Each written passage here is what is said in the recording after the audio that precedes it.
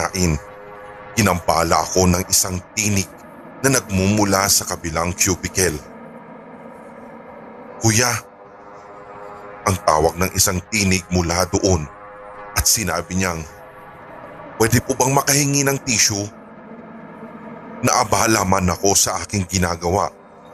Kumuha na lang ako ng ilang pilas ng tissue paper habang pailing-iling kong inaabot sa siwang na gawing baba ng pader na siyang naghihiwalay sa cubicle namin.